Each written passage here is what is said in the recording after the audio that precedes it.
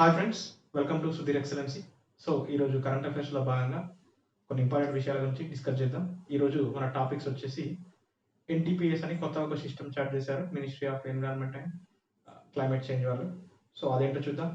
అలాగే రీసెంట్గా Indian navy వాళ్ళు ఇండియన్ నేవీలో అతిపెద్ద సోలార్ ప్లాంట్ను ఏర్పాటు చేయడం జరిగింది. సో అదేంటో డిస్కస్ చేద్దాం. స్ప్రింగ్ ప్రాజెక్ట్ అని కొత్తగా ఏర్పాటు చేయబోతున్నారు, దాని గురించి డిస్కస్ చేద్దాం. ఎంహెచ్ఐడి వాళ్ళు ఫస్ట్ టైం ఇన్సాట్ ఎగ్జామ్ పెట్టారండి. సో అదేంటో చూద్దాం. ఆర్బీఐ ఫైనాన్షియల్ స్టెబిలిటీ రిపోర్ట్ ఇచ్చింది. సో దాని గురించి డిస్కస్ చేద్దాం. రీసెంట్గా global forest resources assessment report అని వచ్చింది, యుఎన్ ఇచ్చింది. సో అదేంటో చూద్దాం. అలాగే దిగంతర అనే ఒక స్టార్టప్, దాని నుంచి న్యూస్ ఉంది. సో ఇలా ఇంపార్టెంట్ విషయాలు ఉన్నాయండి. వీడియో అయిపోయేంత వరకు చూడండి. ముందుగా మనం ఫస్ట్ టాపిక్ వచ్చి ఈరోజు ఎన్టీపీఎస్ అనేది గుర్తుపెట్టుకోండి. ఎన్టీపీఎస్ అంటే నేషనల్ ట్రాన్సిట్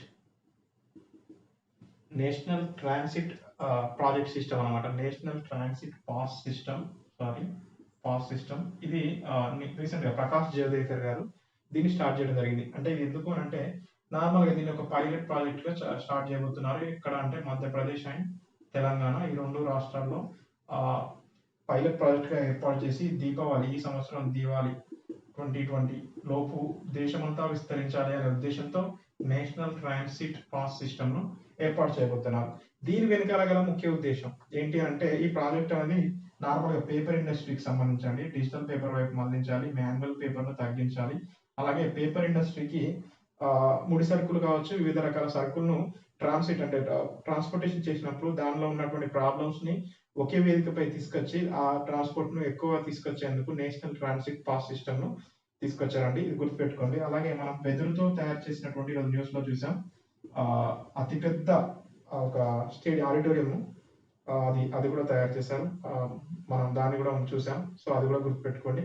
ఎందుకంటే బ్యాంబూ మిషన్ లో భాగంగా.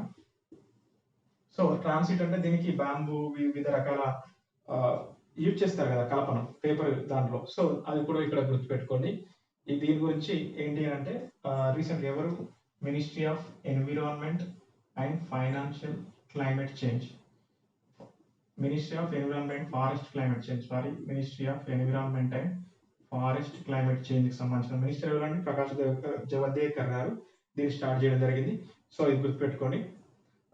ఇది దీని గురించి. అలాగే రీసెంట్గా ఇది ఫారెస్ట్ సంబంధించిన విషయం కాబట్టి ఈరోజు ఫారెస్ట్ సంబంధించినటువంటి విషయాలు 3 టాపిక్స్ ఉన్నాయి ఈ రోజున. సో వాటి గురించి డిస్కస్ చేద్దాం మనం. నెక్స్ట్ టాపిక్ వచ్చి ఇది కూడా ఫారెస్ట్ గురించి అండి. అమిత్ షా గారు వృక్షారోపణ్ అభియాన్ అనే ఒక ప్రోగ్రామ్ తీసుకొచ్చారు. సో అదేంటో చూద్దాం. వృక్షారోపణ్ ఈ ప్రోగ్రాము అమిత్ షా గారు స్టార్ట్ చేయడం జరిగింది. వృక్షారోపణ్ అభియాన్ ఈ కార్యక్రమం ఏంటి అంటే ఇది వృక్షాలు నాటేటువంటి ఒక వినూత్న కార్యక్రమం అనేది. మనం మొన్న హరేలీ ఫెస్టివల్లో ఉత్తరాఖండ్ వాళ్ళు ఒక ప్రోగ్రామ్ తీసుకొచ్చారని చూసాం.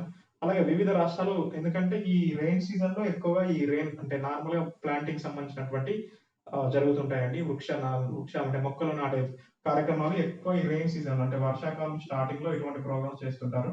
మొన్న మనం మన తెలంగాణలో కూడా చూసాం కదా, నర్సాపూర్ లో మిషన్ భగీరథ ఏమంటారు ఈ ప్రోగ్రామ్ స్టార్ట్ చేశారు కదండి. గుర్తుపెట్టుకోండి. దాన్ని కూడా హరితహారం ప్రోగ్రామ్ ని. సో దీన్ని కూడా మన నర్సాపూర్ లో స్టార్ట్ చేశారు కదా మన తెలంగాణలో. సో ఇప్పుడు ఈ వృక్షారోపణ్ అభియాన్ ఎవరు చేశారని ministry of home affairs Amit Shah గారు దీన్ని స్టార్ట్ చేయడం జరిగింది. సో అది గుర్తుపెట్టుకోండి. మన హరేలీ ఫెస్టివల్లో ఉత్తరాఖండ్ దగ్గర కూడా ఇలాంటి ప్రోగ్రామ్ ఒకటి చేశారు. సో ఇది దీని గురించి. అలాగే ఈరోజు ఫారెస్ట్ గురించి ఇంకొక విషయం ఏంటంటే 3వ టాపిక్ రీసెంట్ గా గ్లోబల్ ఫారెస్ట్ GFRA అంటారు దీన్ని. ఎఫ్ఆర్ఏ అంటే ఏంటి అంటే గ్లోబల్ ఫారెస్ట్ రీసోర్సెస్ అసెస్మెంట్ అనేది ఇది యుఎన్ఓకి సంబంధించినటువంటి ఒక విభాగం. ఈ రిపోర్ట్ను అసెస్మెంట్ రిపోర్ట్ను ఎవరిస్తారంటే FAO, food and agriculture organization, యుఎన్కి సంబంధించిన. అంటే ప్రపంచ దేశాలు, ఇప్పుడు సభ్య దేశాలు, ఇందులో దాదాపు ఎన్ని సభ్య దేశాల్లో ఆ సభ్య దేశాల్లో అడవుల పెరుగుదల, అడవుల సంరక్షణ, అడవుల పై సంరక్షణ చర్యలు తీసుకున్న విధానంపై ఒక రిపోర్టు ప్రతి సంవత్సరం FAO ఇస్తుంది. సో ఈ రిపోర్ట్ పేరే global forest resources assessment report. ఎప్పటిలాగే ఈ సంవత్సరం కూడా ఈ రిపోర్టు FAO ఇవ్వడం జరిగింది. సో దీంట్లో కొన్ని వాళ్ళు ఫ్యాక్ట్స్ కొన్ని చెప్పడం జరిగింది. సో అదేంటో చూద్దాం మనం. నార్మల్ గా వీళ్ళు ఏమని చెప్పారంటే 2010 to 2020 ఈ మధ్య కాలంలో నార్మల్ గా ప్రపంచం యొక్క అడవుల విస్తీర్ణం పెరిగిందని, ఆ విస్తీర్ణం పెరిగిన టాప్ 10 దేశాల్లో మన భారతదేశం 3వ దేశంగా ఉందండి. సో ఇది గుర్తుపెట్టుకోండి. 2010 to 20 మధ్య అడవుల విస్తీర్ణం అనేది పెరిగింది. ఈ విస్తీర్ణం అంటే నార్మల్ ఈ అడవులు పెరిగిన విస్తీర్ణం కలిగినటువంటి దేశాల్లో అటవీ శాతం పెరిగిన దేశాల్లో మన ఇండియా 3వ స్థానంలో. మొదటి స్థానం చైనా గుర్తుపెట్టుకోండి, 2వ స్థానం ఆస్ట్రేలియా 2, 3వ స్థానం మన ఇండియా, 4వ స్థానం వియత్నాం, 5వ స్థానం టర్కీ 4వ స్థానం Chile. China, Australia, India, Chile, Vietnam, Turkey, ఇలా కొన్ని దేశాలున్నాయి. టాప్ 10 దేశాలు Turkey, America, France, Italy, Romania, ఇలా 10 దేశాలు ఉన్నాయి. దాంట్లో చైనా ఫస్ట్, సెకండ్ ఆస్ట్రేలియా, 3వది ఇండియా నిలిచింది. ఇది గుర్తుపెట్టుకోండి. మన ఇండియా 3rd ప్లేస్ ఉంది కాబట్టి మన ఇండియా. కాకపోతే టాప్ 10 కంట్రీస్ మాత్రం ఇవి. సో దీంట్లో మన ఇండియాలో 3rd ప్లేస్ లో, అంటే మన ఇండియాలో పెరిగింది అన్నారు కదా అటవుల శాతం. అంటే ఎంత పెరిగింది అన్నారంటే ఇండియాలో ఇప్పటి వరకు 2% పెరిగిందని చెప్తారండి వీళ్ళు. 2% అడవుల శాతం పెరిగింది ఇండియాలో అని వీళ్ళు చెప్పారు. అలాగే ప్రతి సంవత్సరం ఇండియాలో 0.38% అడవుల శాతం ఎవ్రీ ఇయర్ పెరుగుతుందని. ఇది హెక్టార్లో చెప్పాలంటే 2,66,000 హెక్టార్లు. 2,66,000 హెక్టార్లు అనేది ఇండియాలో ప్రతి సంవత్సరం పెరుగుతూ వస్తుందని చెప్పి ఈ రిపోర్ట్ ఇవ్వడం జరిగింది. గుర్తుపెట్టుకోండి, ఇండియాలో ప్రతి సంవత్సరం 2% అడవుల శాతం పెరిగిందని. ఇది హెక్టార్లో చెప్తే 2,66,000 హెక్టార్లు పెరిగిందని వీళ్ళు చెప్పడం జరిగింది. సో దీంట్లో వీళ్ళు ఇంకోటి కూడా చెప్పడం జరిగిందండి. ఏంటి అంటే నార్మల్ గా ఇప్పుడు అటవీ సంరక్షణ కోసం ప్రతి దేశం, అంటే ఇప్పుడు మనం ఫారెస్ట్ బీట్ ఆఫీసర్లు కావచ్చు, నార్మల్ గా ప్రతి రాష్ట్రానికి PCCF అని ఉంటారు. అంటే ఏంటి, principal chief conservator of forest అని PCCF ఉంటారు కదా. అలా ఇండియాలో ఫస్ట్ లేడీ PCCF అండి. ఫస్ట్ లేడీ PCCF శోభ, మన తెలంగాణకే. గుర్తుపెట్టుకోండి, శోభ. ఇండియాలో ఇలా PCCF అంటే ప్రతి రాష్ట్రానికి ఫారెస్ట్ కన్జర్వేటర్ సంబంధించిన ఒక అధికారి ఉంటారు. ఈయన అంటే ఈ అధికారి ఏంటంటే రాష్ట్రంలో ఉన్నత అధికారం అన్నమాట ఫారెస్ట్ కన్జర్వేషన్ కోసం. సో ఇలా ఒక రాష్ట్రానికి ఈ ప్రధాన PCCF principal conservator, chief conservator of forest గా చేసినటువంటి మొదటి మహిళ శోభ అండి. సో అది కూడా గుర్తుపెట్టుకోండి.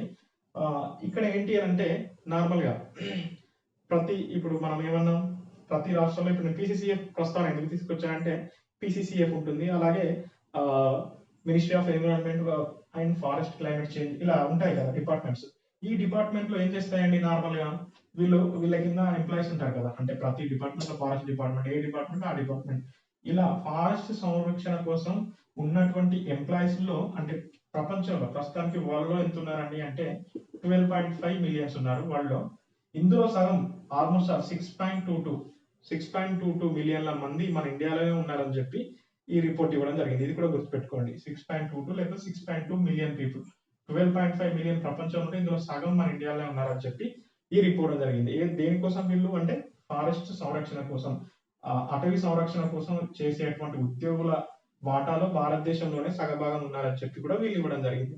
అలాగే 2010 to 20 ఇది కూడా గుర్తుపెట్టుకోండి. ఇందాక 2010 to 20 అటవుల శాతం పెరిగిందన్నాం. ఇండియాలో ప్రతి సంవత్సరం 0.38% పెరుగుతుందన్నాం. ఈ కాలంలో మొత్తం 2% ఇండియాలో పెరిగిందన్నాం. అలాగే హెక్టార్లో ఇస్తే 2,66,000 హెక్టార్లు పెరిగిందని అన్నాం. సో ఈ 2010 to 20 కాలంలో ఏషియా, ఈ కాంటినెంట్ మొత్తం ప్రపంచంలో ఆసియా ఖండం అనేది అత్యధిక అటవీ శాతాన్ని నమోదు చేసినటువంటి ఖండంగా నిలిచింది. ఓకే, ఇప్పుడు ఏమన్నాం, దీనికి నార్మల్ గా ఏషియాలో ఎక్కువ వృద్ధి కనిపించింది అన్నాం కదా అటవీ పెరుగుదలలో. ఈ వృద్ధి ఎంత అంటే 1.17 మిలియన్ హెక్టార్స్ అండి, హెక్టార్లలో. ఈ దశాబ్ద కాలంలో అత్యధిక అటవీ పెరుగుదల శాతం నమోదు చేసినటువంటి ఖండం ఏషియా. ఇందులో హెక్టార్లో చెప్పుకుంటే 1.17 మిలియన్ హెక్టార్లు మన ఏషియాలో వృద్ధి నమోదు కావడం జరిగింది. ఇది కూడా గుర్తుపెట్టుకోండి. ఇక్కడ ఇంకొకటి ఏంటి అంటే నార్మల్ గా నేషనల్ ఫారెస్ట్ పాలసీ ప్రకారం, నేషనల్ ఫారెస్ట్ NFP ప్రకారం ఏంటంటే ఇండియాలో 1/3 అంటే 33% ఎంత ఉండాలండి, అడవులు ఉండాలి మన ఇండియా జాతీయ అటవీ విధానం ప్రకారం. ప్రస్తుతానికి ఇండియాలో ఎంత ఉందని 24.54%, 24.5 అటవీల విస్తీర్ణం ఉంది. సో ఇది దీని గురించి. అలాగే మనం ఇంకో టాపిక్ వచ్చేసి నెక్స్ట్ అటవీ గురించి అలా 3 చూసాం మనం. అంటే నార్మల్ రిలేటెడ్ ఎన్టీపీఎస్ దాని గురించి చూసినాం. వృక్షారోపణ్ అభియాన్ ఇది చూసినాం. ఇప్పుడు జనరల్ అంటే global forest resources assessment report ఎవరు ఇచ్చారు? ఎఫ్ఏ వాళ్ళు ఇచ్చారు. సో దీని గురించి ఇప్పుడు నెక్స్ట్ టాపిక్ వచ్చేసి మనం ఇండియన్ నేవీకి సంబంధించి ఒక అతిపెద్ద సోలార్ ప్లాంట్ ఏర్పాటు చేశాం. అంటే ఓన్లీ నేవీకి సంబంధించి ఇది బయట కాదు. మనం ఇండియాలో అతిపెద్ద సోలార్ ప్లాంట్ రేవా మధ్యప్రదేశ్ లో స్టార్ట్ అయిందని మనం చూసినాం. సో అది వేరు. ఇక్కడ నేవీ ఇండియన్ నేవీకి సంబంధించి స్టార్ట్ చేయడం జరిగింది. అంటే దీనికి చేశారు. ఎక్కడ అంటే ఇది ఎజిమల లేకపోతే ఎలిమల మీ ఇష్టం. దీని ప్రొనౌన్సియేషన్ కేరళలో ఉంది. సో దీన్ని స్టార్ట్ చేశారు. దీని యొక్క కెపాసిటీ 3 మెగావాట్స్. ఈ 3 మెగావాట్స్ సోలార్ ప్లాంట్ ఇప్పుడు ఇండియాలోనే అంటే నేవీకి సంబంధించి అతిపెద్దది. అంతకుముందు 2 మెగావాట్స్ ఉండేదండి. అది ఎక్కడ అంటే మహారాష్ట్రలో ఉన్నటువంటి కంజారా అనే ప్లేస్ అండి. ఆ కంజారాలో 2 మెగావాట్స్ ఏర్పాటు చేశారు. ఇప్పుడు 3 మెగావాట్స్. తద్వారా ఇది ఇప్పుడు అతిపెద్దది ఇండియన్ నేవీలో. సో ఇది గుర్తుపెట్టుకోండి. మనం అంతకుముందు renewable energy renewable export policy గురించి మన ఏపీ గురించి చూసినాం. అలాగే కుసుమ్ పథకం గురించి చెప్పాను. 2022లో భారత ప్రభుత్వం యొక్క national solar policy national solar machine 175 gigawatts 2020 by the end of. So అవన్నీ గుర్తుపెట్టుకోండి. ఇక్కడ దానికి సంబంధించి ఏ వచ్చినా సోలార్ మిషన్ సంబంధించి ఏ వచ్చినా కూడా ఒక దగ్గర రాసుకోండి. సో ఇది ఏంటంటే ఇండియన్ నేవీకి సంబంధించి ఇది దీని గురించి. అలాగే ఇందులో నార్మల్గా నేను అంతకుముందు పథకాలు చెప్పాను, అవి గుర్తుపెట్టుకోండి ఖచ్చితంగా. ఇంకోటి ఏంటి అంటే రీసెంట్ గా ఫైనాన్స్ మినిస్టర్ ఒక ప్రోగ్రామ్ స్టార్ట్ చేసిందండి. ప్రోగ్రామ్ ఏంటి అని అంటే మిడిల్ క్లాస్ ఇన్కమ్ పీపుల్ ఉంటారు కదా, వాళ్ళకు హౌస్ హోల్డ్స్ కోసం అంటే హౌసింగ్ నిర్మించుకునేందుకు వాళ్ళ గృహ అవసరాల కోసం అంటే ఏమంటారు హౌసింగ్ కోసం ఒక లోన్స్ ఇచ్చేందుకు వాళ్ళకు ఫైనాన్షియల్ అసిస్టెన్స్ కు దట్టు దేనికోసం అంటే హౌస్ బిల్డ్స్ చేసుకునేందుకు ఎవరికి మధ్య తరగతి వాళ్ళకు ఒక స్కీమ్ ఉండాలని చెప్పి ఫైనాన్స్ మినిస్టర్ వాళ్ళు ఒక యూఎఫ్ఎం యూనియన్ ఫైనాన్స్ మినిస్టర్ ఒక ప్రోగ్రామ్ తీసుకొచ్చింది. ఈ ప్రోగ్రామ్ పేరు స్వామి SWAMIH. సో ఈ ప్రోగ్రామ్ తీసుకొచ్చింది. సో ఈ ప్రోగ్రామ్ ఏంటి అంటే దీని ఒకసారి ఫుల్ ఫామ్ చూడండి. ఇది ఏంటంటే special window for affordable mid income house hold. Special window for affordable middle income house hold. Middle income middle income house hold fund ఇది ఒక ఏర్పాటు చేయండి.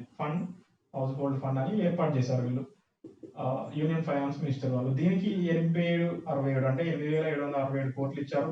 దాదాపు 81 ప్రాజెక్టులు అంటే హౌసింగ్ లోన్స్ కి ఏవేవైతే కంపెనీలు ఇస్తాయో వాటన్నిటిని ఇందులో ప్రాజెక్ట్స్ టేకప్ చేసి 8767 కోట్లను ఆల్రెడీ రిలీజ్ చేయడం జరిగింది. ప్రోగ్రామ్ పేరు గుర్తుపెట్టుకోండి. ప్రోగ్రామ్ ఏంటంటే స్వామి SWAMIH. సో ఈ ప్రోగ్రామ్ పేరు గుర్తుపెట్టుకోండి. దేని గురించి అంటే హౌస్ హోల్డ్స్ గురించి. Special window for affordable middle income house holds fund అనేది యూనియన్ ఫైనాన్స్ మినిస్టర్ ఏర్పాటు చేశారు. ఇది గుర్తుపెట్టుకోండి. ఇది కొంచెం ఇంపార్టెంట్. ఇది కూడా ఆత్మనిర్భర్ భారత్ అభియాన్ లో భాగంగానే చేశారు. ఇది కూడా ఇది దీని గురించి. నెక్స్ట్ వచ్చేసి రీసెంట్ గా గోదావరి గంగా నదులు ఉన్నాయి కదా, ఈ నదుల్లో ఉన్నటువంటి సేవరేజ్ వాటర్ ను ప్యూరిఫై చేసేందుకు ఒక స్కీమ్ తీసుకొచ్చారండి. అంటే మురికి నీళ్లు ఏదైతే కలుస్తాయో ఈ నదులలో వాటిని ప్యూరిఫై చేసేందుకు ప్యూరిఫై సేవరేజ్ వాటర్ ఎందులో అండి గంగా అండ్ గోదావరి నదుల్లో దీన్ని ప్యూరిఫై చేసేందుకు దీన్ని తీసుకొచ్చారు.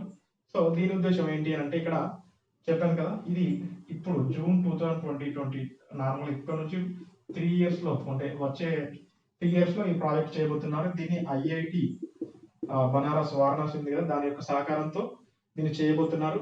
సో ఇది ఏంటంటే India and EU European union కలిసి ఒక MOU కూర్చుకోవడం జరిగింది. ఈ 2 నదుల ప్రక్షాళనకు ఇందులో ఉన్న వాటర్ ను మురికి నీటిని సేవరేజ్ వాటర్ ను ప్యూరిఫై చేసేందుకు తీసుకొచ్చిన ఒక ప్రోగ్రామ్. సో ఇక్కడ మనము దీనికోసం ఏంటంటే ఈ ప్రోగ్రామ్ పేరు స్ప్రింగ్, గుర్తుపెట్టుకోండి. ఇది ఇంపార్టెంట్. ఇక్కడ ఈ వాటర్ ను తీసుకొచ్చినందుకు ఏంటి అంటే ప్రోగ్రామ్ స్ప్రింగ్. ఈ స్ప్రింగ్ అనే ప్రోగ్రామ్ ఎందుకోసం గోదావరి గంగా నదిలో కలిసేటువంటి మురికి నీటిని శుద్ధి చేసేటువంటి ఒక వినూత్న కార్యక్రమమే స్ప్రింగ్. దీన్ని ఇండియా అండ్ యూరోపియన్ యూనియన్ వాళ్ళు కలిసి చేసేందుకు ఒక ఎంఓయూ కుదిరింది. సో అది గుర్తుపెట్టుకోండి. అంతకుముందు మనకు తెలుసు ఎన్జిపి, ఇది గుర్తుపెట్టుకోండి, ఇది ఇంపార్టెంట్. ఎన్జిపి అంటే ఏంటండి? Namami Gange programme. NGP Namami Gange programme ఎందులో భాగంగా అంటే national mission for clean Ganga. ఇది గుర్తుపెట్టుకోండి, national mission for clean Ganga programme లో భాగంగా నమామి గంగే ప్రోగ్రామ్ తీసుకొచ్చారు. ఇది గంగా ప్రక్షాళనకు, గంగా నది పునరుద్ధరణకు, గంగా నది శుద్ధీకరణకు, గంగా నదిలో ఉన్నటువంటి మురికిని, సేవరేజ్ ను తగ్గించేందుకు, దాన్ని పునరుజ్జీవం చేసేందుకు తీసుకొచ్చినటువంటి ఒక వినూత్న కార్యక్రమం ఎన్జిపి. సో ఇది కూడా గుర్తుపెట్టుకోండి. ఇందులో భాగంగా NMCG, national mission for clean Ganga, అది గంగాకు సంబంధించి. ఇప్పుడు ఈ రెండింటికి సంబంధించి గోదావరి యాడ్ అయితే స్ప్రింగ్, గోదావరి లేకుంటే ఎన్జిపి. సో ఇది వీటి గురించి. అలాగే నెక్స్ట్ టాపిక్ వచ్చేసి ఎడ్యుకేషన్ గురించి అండి. ఈసారి మనకు టాపిక్ ఏంటి అంటే ఐఐటి ఎంహెచ్ఆర్డి వాళ్ళు ఉన్నారు కదా, ఎంహెచ్ఆర్డి వాళ్ళు ఒక ప్రోగ్రామ్ తీసుకొచ్చారు, ఇండ్సాట్. అంటే ఫస్ట్ టైం ఇండ్సాట్ అనే ప్రోగ్రామ్ తీసుకొచ్చారు. సో ఈ ప్రోగ్రామ్ ఎందుకు అని దాని గురించి ఒకసారి చూద్దాం. ఎవరండి? ఎంహెచ్ఆర్డి వాళ్ళు ఏమన్నారు? ఇండ్సాట్. సో ఇది గుర్తుపెట్టుకోండి, ఇండ్సాట్. సో ఇండ్సాట్ ప్రోగ్రామ్ ఏంటి అని అంటే నార్మల్ గా 2021 బడ్జెట్ లో దాదాపు ఎడ్యుకేషన్ డిపార్ట్మెంట్ కు అప్రాక్సిమేట్లీ 93,000 కోట్లు, అంటే అప్రాక్సిమేట్లీ 94,000 కోట్లు. అంటే అమౌంట్ ఇక్కడ ఇంపార్టెంట్ కాదు, ఇంత అమౌంట్ కేటాయించి అప్పుడు ఏమని చెప్పారు ఎడ్యుకేషన్ డిపార్ట్మెంట్ లో అంటే ఎడ్యుకేషన్ విద్యా వ్యవస్థలో ఏమంటారు, మేము సమూలమైన మార్పులు తీసుకొస్తాం, అందులో సంస్కరణలు తీసుకొస్తాం అని చెప్పి వాళ్ళు చెప్పడం జరిగింది. నార్మల్ గా న్యూ ఎడ్యుకేషన్ పాలసీని కూడా వీళ్ళు ప్రకటించడం జరిగింది. కస్తూరి రంగన్ దీనికి చైర్మన్, న్యూ ఎడ్యుకేషన్ పాలసీకి. సో ఈయన నేతృత్వంలో రిపోర్ట్ కూడా ఇవ్వడం జరిగింది, బట్ ఇంకా అది అమలు చేయలేదు. బట్ ఇక్కడ ఎడ్యుకేషన్ కి సంబంధించి కాబట్టి ఇందులో ఉన్న కొన్ని వాటిని వీళ్ళు ఇప్పుడు ప్రస్తావించారు. 2021 బడ్జెట్ లో వీళ్ళు ఏం చెప్పారు అని అంటే స్టడీ ఇన్ ఇండియా ప్రోగ్రామ్ పేరు గుర్తుపెట్టుకోండి, స్టడీ ఇన్ ఇండియా. అంటే ఫారినర్స్ ఎవరైతే ఉన్నారో వాళ్ళు ఇండియాలో చదివేందుకు మేము ఒక ప్రోగ్రామ్ ఏర్పాటు చేస్తాం, అదే ఆ కార్యక్రమం స్టడీ ఇన్ ఇండియా. ఈ స్టడీ ఇన్ ఇండియా ప్రోగ్రామ్ వాళ్ళని తీసుకోవాలి. ఇప్పుడు స్టడీ ఫారినర్స్ ను ఎక్కువ మందిని ఆకర్షించాలి అనే ఉద్దేశంతో ఒక ప్రోగ్రామ్ చేద్దాం అన్నారు వీళ్ళు. ఏమన్నారు దానికి మరి చేస్తామంటే వాళ్ళని ఎలా తీసుకోవాలి, ఒక ఎగ్జామ్ ఉండాలి కదా. ఇప్పుడు మనం బయటికి వెళ్ళినప్పుడు ఎన్నో ఎగ్జామ్స్, జిఆర్ఈ, టోఫెల్, I20 ఇలాంటి ఎగ్జామ్స్ రాస్తున్నాం కదా. సో మన ఇండియన్ సంస్థల్లో అడ్మిషన్ కోసం ఒక ఎగ్జామ్ ఉండాలి అని చెప్పి అదే ఇండ్సాట్ ఎగ్జామ్ అండి. సో ఇండ్సాట్ ఎగ్జామ్ లో ఉన్నటువంటి మార్కుల ఆధారంగా ఈ ఇండియన్ ఇన్స్టిట్యూషన్స్ లో వీళ్ళకి అడ్మిషన్స్ ఇస్తారు. సో అదే ఇండ్సాట్ ప్రోగ్రామ్. ఇప్పుడు ఫస్ట్ టైం దీన్ని నిర్వహించడం జరిగింది, మన బడ్జెట్ లో చెప్పారు, ఇప్పుడు నిర్వహిస్తున్నారు. సో ఇది దీని గురించి IndSAT programme, study in India. Foreigners ను ఇండియాలో అడ్మిషన్ ఇచ్చి చేసేందుకు, అంటే విదేశీ విద్యార్థులను భారతదేశంలో చదివేందుకు, వాళ్ళకి ప్రోత్సాహాన్ని ఇచ్చేందుకు, వాళ్ళని ఆకర్షించేందుకు చేసినటువంటి ఒక వినూత్న కార్యక్రమమే ఈ స్టడీ ఇన్ ఇండియా. దీనికి ఏర్పాటు చేసేటువంటి ఎంట్రన్స్ ఎగ్జామ్ పేరు ఇండ్సాట్. ఈ ఇండ్సాట్ ప్రోగ్రామ్ ఇప్పుడు నిర్వహించారు. సో అందుకే ఇది న్యూస్ లో ఉంది, ఇది గుర్తుపెట్టుకోండి. అలాగే బడ్జెట్ లో ఇవన్నీ బడ్జెట్ గురించి ఇప్పుడు ఎందుకు ప్రస్తావిస్తున్నానంటే మన బడ్జెట్ లో ఎడ్యుకేషన్ డిపార్ట్మెంట్ గురించి వీళ్ళు ఏమని చెప్పారు అంటే నార్మల్ గా ఎన్ఐఆర్ఎఫ్ ర్యాంకుల్లో టాప్ 100 ర్యాంకులో ఉన్నటువంటి ఇన్స్టిట్యూషన్స్ కి వాళ్ళకి సొంతంగా కోర్సులు ఏర్పాటు చేసుకునేందుకు వీలు కల్పిస్తా అన్నారు. వాళ్ళు సొంతంగా ఆటోనమస్ గా నిర్ణయాలు తీసుకునేందుకు ఇస్తా అన్నారు. అలాగే వాళ్ళ సొంతంగా డిస్టెన్స్ ఎడ్యుకేషన్ ను, డిజిటల్ డిస్టెన్స్ ఎడ్యుకేషన్ అంటే ఆన్లైన్ డిస్టెన్స్ ఎడ్యుకేషన్ ను ఏర్పాటు చేసుకునేందుకు కూడా ఎన్ఐఆర్ఎఫ్ ర్యాంకుల్లో ఉన్నటువంటి ఏంటంటే టాప్ 100 యూనివర్సిటీ కావచ్చు, ఇన్స్టిట్యూషన్స్ కావచ్చు, వాటికి అవకాశం ఇస్తానని చెప్పారు. అదొక రిఫార్మ్. అలాగే ఇదే నార్మల్ గా ఇన్స్టిట్యూషన్ కి సంబంధించి ఎడ్యుకేషన్ డిపార్ట్మెంట్ లో గుర్తుపెట్టుకోండి, ఇన్స్టిట్యూట్ ఆఫ్ ఎమినెన్స్, అలాగే నేషనల్ ఇన్స్టిట్యూట్ ఆఫ్ ఇంపార్టెన్స్ అని ఈ రెండు ఉంటాయి. ఈ రెండు రకాలుగా ఏవి ఉన్నాయో అవన్నీ ఒకసారి రాసుకోండి. ఇన్స్టిట్యూట్ ఆఫ్ ఎమినెన్స్ ఇప్పుడు నార్మల్ గా హెచ్సియుకి ఉంది, ఇలా కొన్ని ఇన్స్టిట్యూషన్ ఐఐఎస్సికి ఉంది, కొన్ని విద్యా సంస్థలకు చాలా పట్టుకున్నాయి. నేషనల్ ఇన్స్టిట్యూట్ ఆఫ్ ఇంపార్టెన్స్ లో కొన్ని విద్యా సంస్థలకు ఉన్నాయి. ఇది కూడా మన 2020లో తీసుకొచ్చారు, నేషనల్ ఇన్స్టిట్యూట్ ఆఫ్ ఇంపార్టెన్స్. అదే ఇన్స్టిట్యూట్ ఆఫ్ ఎమినెన్స్ అంతకు ముందే తీసుకొచ్చారు. సో ఇది కూడా ఒకసారి దీనికి సంబంధించి కాబట్టి దాన్ని కూడా ఒకసారి రీకాల్ చేసుకోండి. అలాగే ఇదే బడ్జెట్ లో వీళ్ళు ఏమని చెప్పారంటే ఎన్ఆర్ఏ అండి, ఇది గుర్తుపెట్టుకోండి. ఎన్ఆర్ఏ అంటే ఏంటంటే నేషనల్ రిక్రూట్మెంట్ ఏజెన్సీ. అంటే ఇప్పుడు నార్మల్ గా సివిల్స్ కాకుండా సివిల్స్ కంటే కింద ఉన్న పోస్టులకు ఇప్పుడు యూపీఎస్సీ ఎగ్జామ్ నడుస్తుంది ఆల్ ఓవర్ ఇండియాలో సివిల్స్ కి. బట్ సివిల్స్ కంటే కింద ఉన్న ఎగ్జామ్స్ కు ఒక్కొక్క సంస్థ ఒక్కో రకంగా రిక్రూట్మెంట్ పెడుతుంది. సో దీన్ని తగ్గించి విద్యార్థులకు ఈ భారాన్ని తగ్గించి వివిధ ఎగ్జామ్లకు రాసే భారాన్ని తగ్గించి ఒకే ఎగ్జామ్ ద్వారా ఓవరాల్ ఎంటైర్ ఇండియాలో ఉన్నటువంటి జాబ్స్ ని అంటే ఎక్సెప్ట్ యూపీఎస్సి ద్వారా భర్తీ చేసేటి కాకుండా మిగతా అన్నిటిని ఒకే విధానానికి ఒకే గొడుగు కిందకి తీసుకొచ్చి వాటన్నిటికీ రిక్రూట్మెంట్ ను ఒకే ఎగ్జామ్ ద్వారా తీసుకొచ్చేటువంటి ఒక వినూత్న కార్యక్రమమే ఎన్ఆర్ఏ, నేషనల్ రిక్రూట్మెంట్ ఏజెన్సీ. దీన్ని కూడా మేము ఏర్పాటు చేస్తామని కూడా వాళ్ళు చెప్పడం జరిగింది. అది కూడా గమనించండి. అలాగే ఎఫ్డిఐస్, నార్మల్ గా ఎఫ్డిఐస్ అంటాం కదా, ఫారెన్ డైరెక్ట్ ఇన్వెస్ట్మెంట్స్, దీన్ని కూడా విద్యా ఇన్స్టిట్యూషన్స్ కి ఎఫ్డిఐని కూడా ఆహ్వానిస్తామని కూడా వీళ్ళు చెప్పారు. అది ఎలా అంటే ఇప్పుడు ఎక్స్టర్నల్ కమర్షియల్ బారోయింగ్స్ అని నార్మల్ గా బ్యాంక్స్ కి ఇచ్చారు. బ్యాంక్స్ ఉంటుంది అంటే బయట దేశాల నుండి అంటే ఫారిన్ కంట్రీస్ నుంచి మనం తీసుకొచ్చే అప్పులను ఎక్స్టర్నల్ కమర్షియల్ బారోయింగ్స్ అంటారు. సో ఈ ఈసీబీస్ ని ఇన్స్టిట్యూట్స్ కూడా ఇచ్చారు, ఎఫ్డిఐలు కూడా ఇన్స్టిట్యూట్స్ కి అలౌ చేస్తారని చెప్పడం జరిగింది. అది ఒకసారి గుర్తుపెట్టుకోండి. అలాగే నర్సింగ్ అండ్ పారామిలిటరీ కోర్సుల కోసం బ్రిడ్జ్ కోర్సులు ఏర్పాటు చేసి అందులో విద్యా విధానాన్ని తీసుకొస్తామని చెప్పారు. అలాగే డిస్టిక్ ఒక మెడికల్ కాలేజ్ డిస్టిక్ లో ఉన్నటువంటి ఏమంటారు డిస్టిక్ హెడ్ క్వార్టర్ లో ఉన్నటువంటి ఒక హాస్పిటల్ ను దాన్ని మెడికల్ కాలేజ్ గా మార్చి, ఒకవేళ మార్చితే దానికి ఏమైనా ప్రాబ్లమ్స్ ఉంటే ఆ ప్రాబ్లమ్స్ ఏర్పాటు చేసేందుకు పీపీపీ విధానంలో వేరే వాటిని ఏర్పాటు చేసి, నష్టాల్లో ఉంటే విజిఎఫ్ వయబుల్ గ్యాప్ ఫండ్ ను ఏర్పాటు చేసి ఆ నష్టాన్ని కేంద్రమే భరించి ప్రతి జిల్లాలో మెడికల్ కాలేజ్ మెడికల్ అంటే హాస్పిటల్ ఏర్పాటు చేస్తాం. అంటే ఇది కూడా విద్యా విధానంలో కదా, అంటే మెడికల్ విద్య కూడా అంతే కదండి, వైద్య విద్య కూడా విద్యా విధానంలో కదా. సో మనం తీసుకొచ్చినటువంటి ఇవన్నీ రీఫార్మ్స్ అనమాట. ఎప్పుడు 2021 లో ఎడ్యుకేషన్ డిపార్ట్మెంట్ లో చెప్పినటువంటి. సో ఇండిసాట్ కూడా అప్పుడే చెప్పి ఇప్పుడు దీన్ని అమలు చేస్తున్నారు కాబట్టి ఓవరాల్ గా 2021 బడ్జెట్ లో ఎడ్యుకేషన్ డిపార్ట్మెంట్ కి సంబంధించి ఏ ప్రోగ్రామ్స్ ను భారత ప్రభుత్వం ప్రకటించింది, సో ఏం చేస్తున్నారు అనేది ఒకసారి మనకు ఓవరాల్ ఒక లుక్ ఉండాలి దానిపైన మనకు. సో అందుకోసమే ఇవన్నిటిని నేను రీకాల్ చేశాను, ఇది కూడా గుర్తుపెట్టుకోండి. ఇది దీని గురించి. అలాగే ఇందాక మనం ఎక్స్టర్నల్ కమర్షియల్ బారోయింగ్స్ అంటే ఏంటంటే బ్యాంకులకు ఇస్తారన్నాం కదా. సో ఇప్పుడు మనం ఆర్బీఐకి సంబంధించిన ఒక విషయం చూద్దాం. ఇప్పుడు ఆర్బీఐ ఏంటంటే నార్మల్ గా రీసెంట్ గా ఫైనాన్షియల్ స్టెబిలిటీ రిపోర్ట్ అని ఇచ్చింది. సో మనకు తెలుసు ఫైనాన్షియల్ స్టెబిలిటీ గురించి ఎవ్రీ 6 months కు ఆర్బీఐ ఇస్తుంది. ఫైనాన్షియల్ ఎఫ్ఎస్ఆర్ అంటారు దీన్ని, financial stability report by RBI. ఈ ఆర్బీఐ ఏం చెప్పింది అని అంటే నార్మల్ ఈ పాండమిక్ సిచ్యువేషన్ వల్ల ఏంటంటే COVID-19 పాండమిక్ సిచ్యువేషన్ వల్ల దాదాపుగా షెడ్యూల్డ్ కమర్షియల్ బ్యాంకుల్లో దాదాపుగా ఈ 2020 మార్చ్ 2020 ఉంది కదా, సో ఇప్పటికి 8.5% ఉన్నాయని, ఏంటంటే గ్రాస్ నాన్ పర్ఫార్మింగ్ అసెట్స్ నిరర్ధక ఆస్తులు పెరుగుతున్నాయని, ఇది 2021 మార్చ్ నాటికి 12.5% అవుతుందని చెప్పి ఆర్బీఐ రిపోర్ట్ ఇవ్వడం జరిగింది. క్యాపిటల్ అడెక్విటీ రేషియో కూడా పెరుగుతుంది, ఇది 11% ఉంది, అది కూడా పెరుగుతుంది. ఈ పాండమిక్ ఇంకా విజృంభిస్తే చాలా ఇబ్బందులు ఉంటాయి. దట్టు ఏంటి అని అంటే ఇప్పుడు ఏమన్నాం 8.5% ఉంది కదా, ఇదే COVID-19 ఇంకా విజృంభించి పరిస్థితులు చేదాటిపోతే ఎన్పిఎల్ ఇప్పుడు ఎంత అన్నారు, 8.5 అన్నారు, అది 14.7% వరకు ఉండొచ్చు ద ఇంపాక్ట్ ఆఫ్ COVID-19 వల్ల. ఇది అవుతుందని చెప్పి కూడా వీళ్ళు ఇవ్వడం జరిగింది, ఇది గుర్తుపెట్టుకోండి.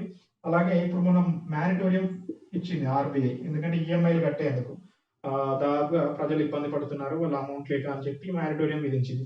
ఈ మ్యారిటోరియం ఇదే పాండమిక్ ఇంకొన్ని రోజులు అంటే కొనసాగితే ఈ ఈఎంఐలు మ్యారిటోరియం విధించడం వల్ల ఉన్నాయో ఈఎంఐలు అనేది అవి కూడా ఎన్పిఏల కింద మారుతాయి, అవి కూడా ఎన్పిఏల కింద కాబోతున్నాయి అని చెప్పి కూడా వీళ్ళు ఇవ్వడం జరిగింది. అంటే 5% ఇప్పుడు ఉన్నటువంటి ఈఎంఐ విధించిన మ్యారిటోరియం విధించినటువంటి ఈఎంఐలలో 5% ఎన్పిఎల్ గా మారబోతున్నాయి అని చెప్పి కూడా ఆర్బీఐ రిపోర్ట్ ఇచ్చింది. సో ఇది కూడా గమనించండి, ఇది దీని గురించి. అలాగే ఇంకొక ప్రోగ్రామ్ ఏంటంటే ఇదే నార్మల్ గా అంటే రిలేటెడ్ టు మానిటరీ ఇష్యూస్. ఇప్పుడేమో ఫైనాన్షియల్ స్టెబిలిటీ గురించి చూసాం. అలాగే ఇంకొకటి శ్రీలంకతో ఇండియా కరెన్సీ స్వాపింగ్ గురించి అగ్రిమెంట్ కుదిరింది. సో అదేంటో చూద్దాం. కరెన్సీ స్వాప్ నేను అంతకుముందు మొన్న చెప్పాను, మాల్దీవ్ తో మనకు కరెన్సీ స్వాపింగ్ ఉంది అని. ఇప్పుడు కరెన్సీ స్వాప్ విత్ శ్రీలంకతో చేశారు. ఎంత అంటే $400 million ను వీళ్ళకి ఇచ్చేందుకు ఇండియా ఒప్పుకుంది. అంతకుముందు చెప్పాను కదా ఎవరికంటే మాల్దీవ్స్ కి ఇండియాకు కరెన్సీ స్వాప్ ఉంది, ఇప్పుడు శ్రీలంకతో. సో శ్రీలంక మనకి ఎందులో సార్క్ లో మనకు సభ్య దేశమే కదా, సో వాళ్ళకి చేయూతనిచ్చేందుకు ఇది ఇచ్చారు. దీన్ని మధ్యవర్తి ఇందులో ఉన్నటువంటి బ్యాంక్ ఏదంటే exports and imports bank of India వాళ్ళు ఇందులో ఈ కరెన్సీ స్వాప్ ప్రోగ్రామ్ లో వీళ్ళు మధ్యవర్తిస్తూ అంటే వీళ్ళు చేస్తున్నారు ఈ ప్రోగ్రామ్. సో ఇండియా శ్రీలంకకు చేయూతనిచ్చేందుకు చేస్తున్నటువంటి ఈ ప్రోగ్రామ్ పేరు ఏంటండి ఈ కరెన్సీ స్వాప్ అన్నమాట. $400 మిలియన్. మనకు శ్రీలంక గురించి మన రావణుడి వాయు మార్గం అంటే రావణుడు పయనించినటువంటి మార్గాన్ని అన్వేషించండి అని చెప్పి శ్రీలంక గవర్నమెంట్ ఆర్డర్ పాస్ చేసిందని మొన్న క్లాస్ చెప్పాను. దాన్ని కూడా ఒకసారి రీకాల్ చేసుకోండి. ఎందుకంటే ఏదైనా కంట్రీ గురించి మనకు వచ్చినప్పుడు అది మొత్తం ఎంటైర్ ఒకసారి చదివితే మనకు ఈజీగా ఉంటుంది. సో ఇది దీని గురించి. అలాగే ఈరోజు చివరిగా మన లాస్ట్ టాపిక్ వచ్చి ఏంటి అంటే దిగంతర అనే ఒక స్టార్టప్.